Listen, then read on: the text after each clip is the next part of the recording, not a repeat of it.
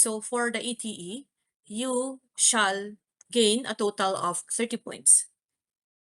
In addition to the ETE, you can also gain points from the performance rating. Okay?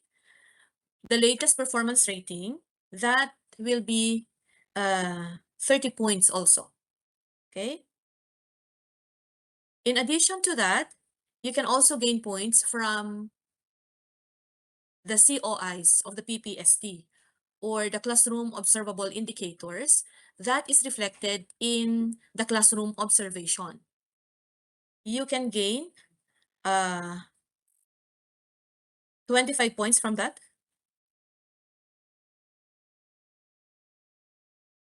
And the last portion is coming from the NCOI, or the non-classroom observable indicators, which is 10 points from your portfolio, and the remaining 5 points for the behavioral interview to validate your NCOI annotation, for a total of 100 points. Tama ba ako? 10, 20, 30, 60, 70, 80, 90, 100. So a total of 100. Carlos, can I share? Hello, ma'am. Can Mahina I po share? yung... Ano po yun, ma'am? Pwede ba akong mag-share ng screen? Yes, ma'am. You can, ma'am. Okay. Thank you. Meron pong share button sa may tabi ng mic, ma'am. Nasaan na ako? Teams. Ayan. Share.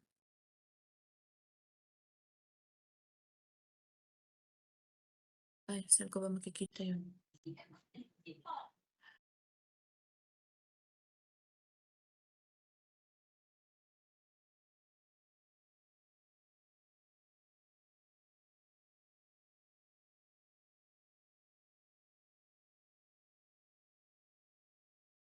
Sandali lang.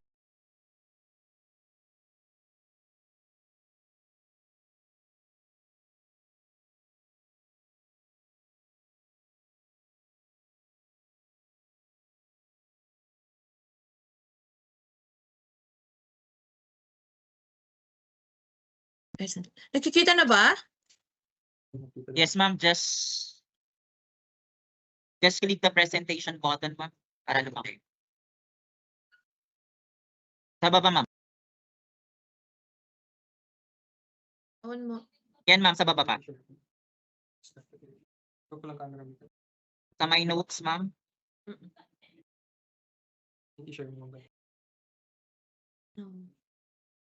Data.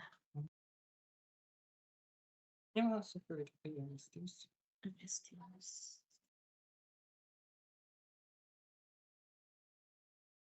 Hindi ko makita ilan.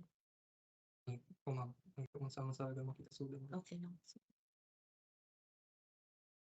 Ata. Okay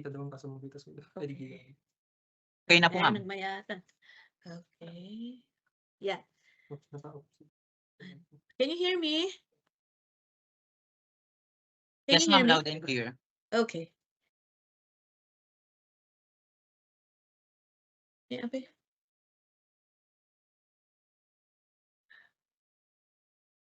Okay, so this is in connection to EO 174, a series of 2022, or known as the Expanded Career Progression System for public school teachers. So what is a very glaring new feature of the educational system coming from this? Okay, this is the addition of teacher positions. So kung noon, hanggang teacher 3 lamang, before tayo mag-master teacher, ngayon meron ng in-between, teacher 3 and master teacher 1. So meron tayong teacher 4, teacher 5, teacher 6, teacher 7, before master teacher 1. Then master teacher 2, meron na rin tayong master teacher 3, master teacher 4, and master teacher 5.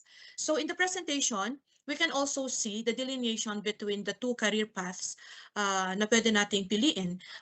Career path where we can stay in the classroom as teachers, or career path going to admin, educational administration and leadership. So makikita natin dito na may kaakibat na admin position yung mga positions sa classroom. Now, bakit ginawa nila ito? Kasi napapansin na may mga magagaling na teachers na nawawala sa classroom. Kasi gusto nilang ma-promote, pero kung ma-promote sila, mawawala sila sa classroom. Pupunta sila sa admin o pupunta sila sa division office as supervisors. Kaya ginawa ito para hindi mawalan ng magagaling na teacher ang classroom, kasi pwede silang ma-promote ng kagaya ng school admin at supervisors kahit mananatili sila sa classroom. So makikita natin dito na si Master Teacher 5 ay katulad ng salary grade ng School Principal 4. At si School Principal 4 katulad ng salary grade ng Education Program Supervisor at Public Schools District Supervisor sa Division Office. Okay? So, ito ang isa sa mga rationale ng ECP at ito ay isa sa mga advantages ng programang ito. Okay? So, paano natin marirealize ito? Makikita natin dito, reclassification as the primary means. So this is in line with what our president said na wala nang magre-retire sa public school na teacher 1, because you can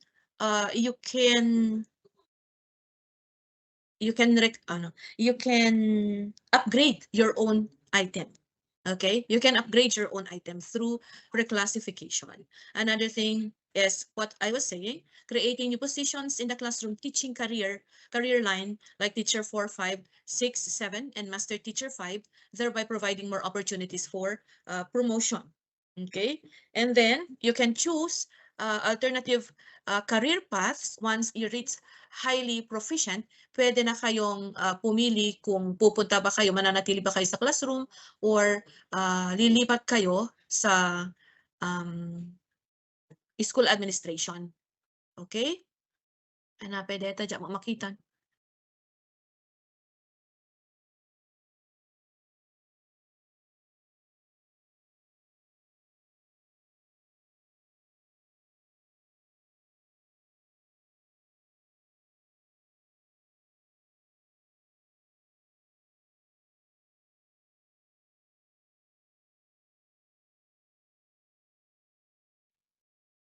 So, through this scheme, masasabi natin that we can uphold teacher quality standards through competency and merit-based promotion or reclass. So, depende sa inyong effort, depende sa inyong pacing, you can upgrade your item. Okay? You can upgrade your item.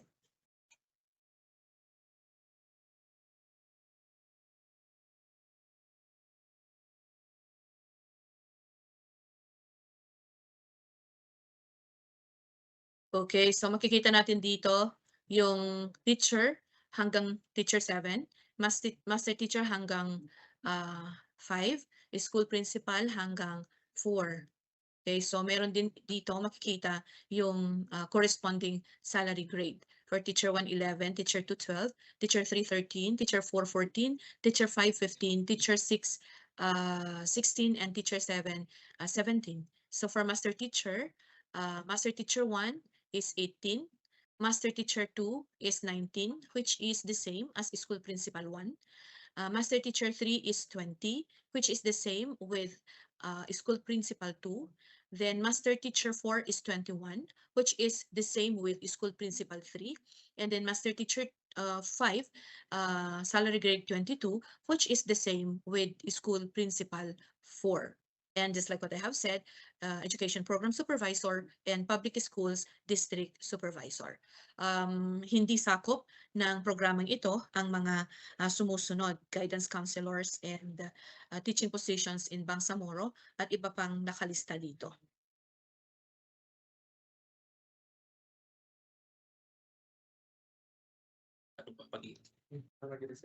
Hanggang makita yung screen?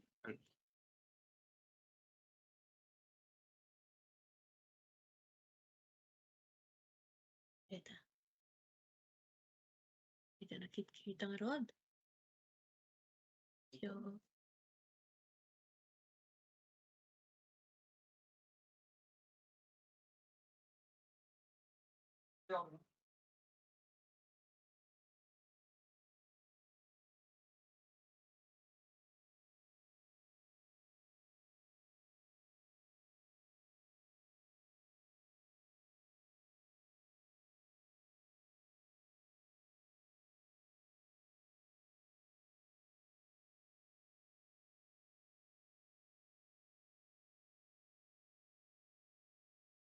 Okay. Gusto ko lang makita natin ang mga COIs at NCOIs in the PPST. So yung mga blue, ito yung mga yung mga COIs natin, and yung mga green, ito yung mga NCOIs natin. So yung mga COIs ay makikita your performance in the COIs can be measured through classroom observation. How about sa NCOIs? Ito po ay makikita through your portfolio. At yung portfolio ay i-annotate ninyo. Okay? So there are 21 classroom observable indicators, while there are 16 non-classroom observable indicators.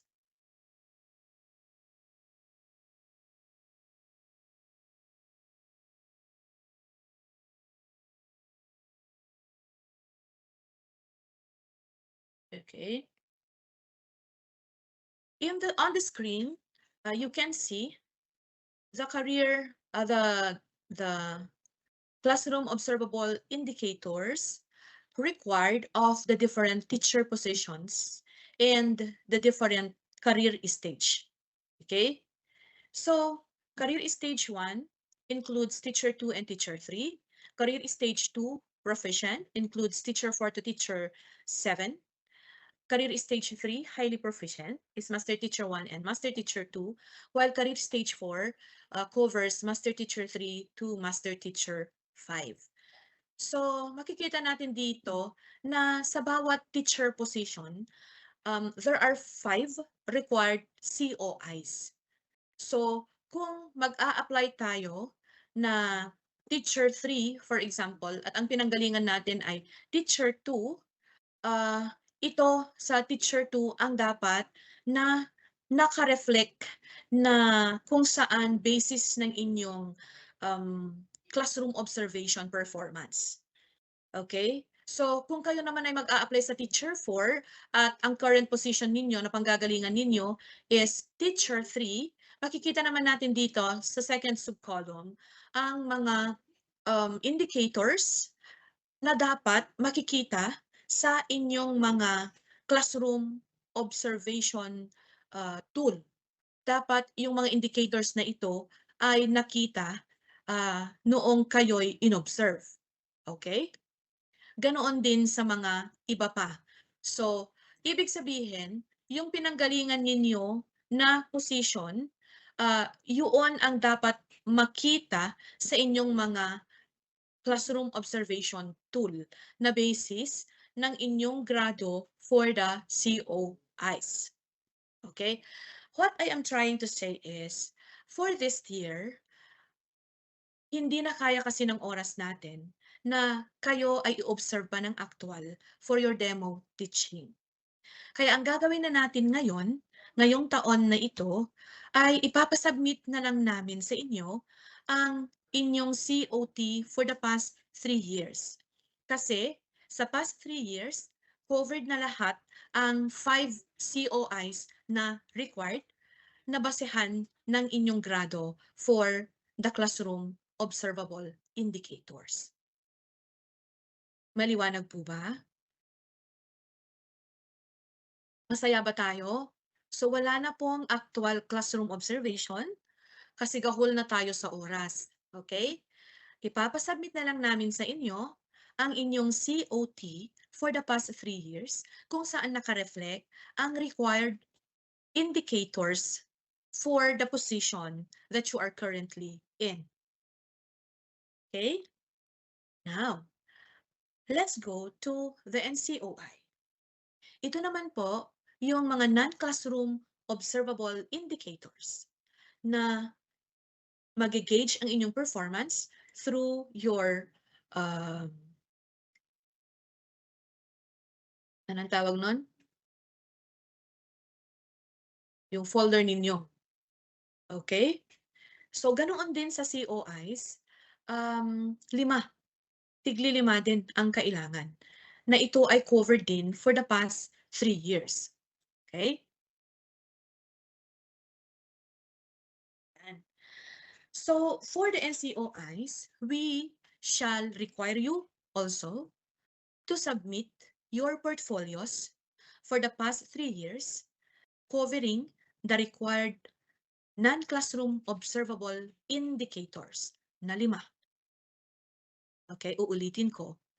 You will be required also to submit your portfolio for the past 3 years which cover the required non-classroom observable indicators na 5.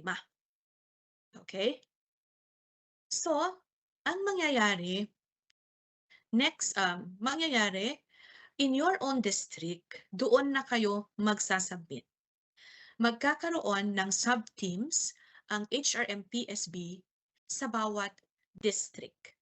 At doon, sa mga district sub-teams, you are going to submit both your COTs for the COIs and portfolios for your NCOIs.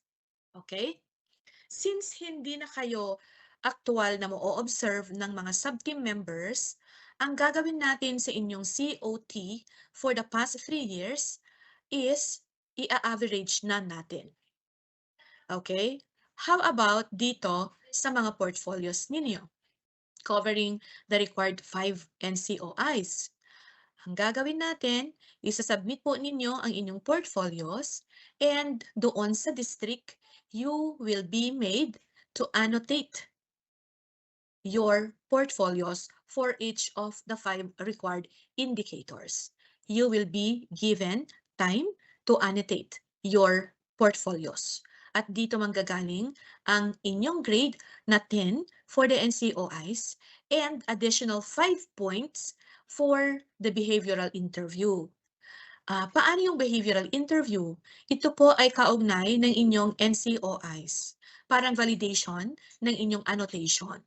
So, babasahin ng mga sub-team members ang inyong annotation, titingnan nila ang inyong portfolios, and then, i-validate nila through the behavioral interview. Huwag kayong matakot sa behavioral interview kasi ang goal ng behavioral interview ay to clarify your annotation and to validate the papers that you have included in your portfolio nang sa gayon ay mabibigyan kayo ng mas malaki or mas mataas na puntos. That is the goal of the behavioral interview in connection to your NCOI's portfolio and annotation. Okay po?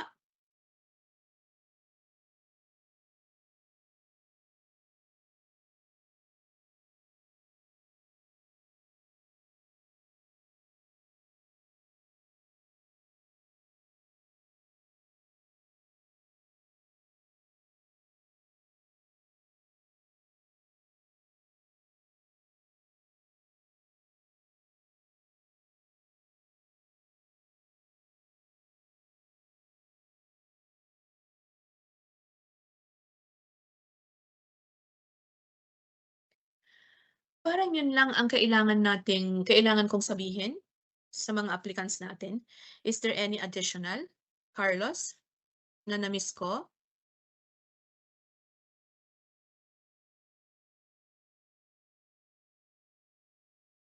Andito pa ba si Carlos?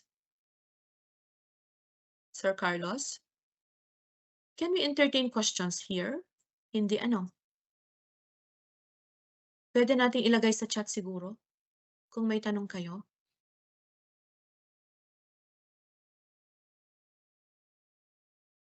Do you have any question? If you have questions, pakilagay lamang po sa chat. Kailan magi-start? Kailan kayo magsasubmit? We target to start it on Thursday. So bukas ay Wednesday. You are given tomorrow to organize your COTs and your portfolio ready for Thursday. Okay? Magkakaroon ng schedule Thursday, Monday, Tuesday next week. So we're going to start Thursday this week to be continued Monday and Tuesday next week in your district, in your own district. Question? Pakilagay lamang po sa chat box ang inyong mga tanong.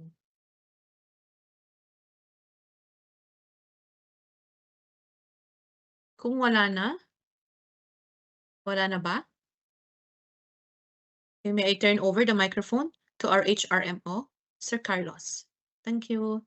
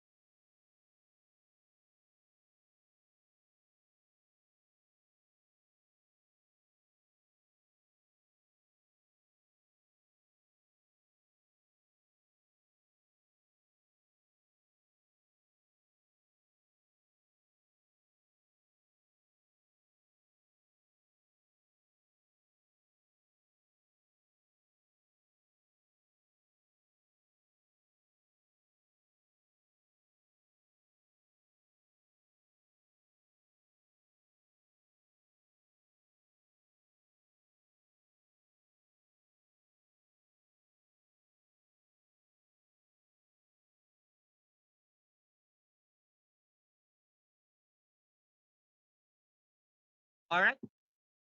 Magandang hapon ulit. I think our HRMPSB chair already give instruction on what documents we're going to produce for our demonstration teaching, as well as for our portfolio assessment and behavioral events interview. So there are modification or changes in terms of the process in the demonstration instead of actual demonstration teaching, as mentioned by our ASDS.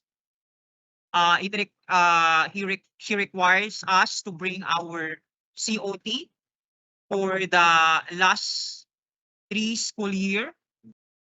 Then for the portfolio assessment, for the non-classroom observable indicators, we must bring 1 MOB per indicator. Again, I just want to reiterate that every position has different indicators required, and we have to annotate them in person roughly for 2 hours. We are given time for that to finish our annotation and evaluation of our MOBs attached. And there will be a behavioral events interview to validate our annotation in the portfolio assessment.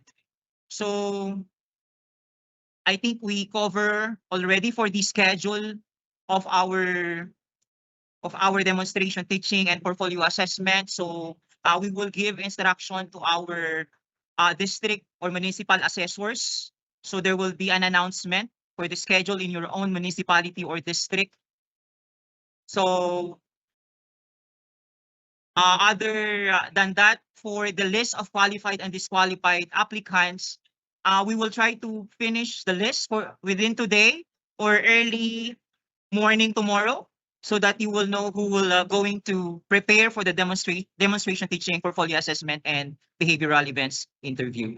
So if in case you have any question regarding your application code, I know there are some or many who submitted their application folder last 13 that they just left it at the office without knowing yet their application code. Please coordinate with your AO2 within the district and to coordinate us in the division office from the members of the evaluators who happen to be here to check the application code if in case you don't have yet the application code.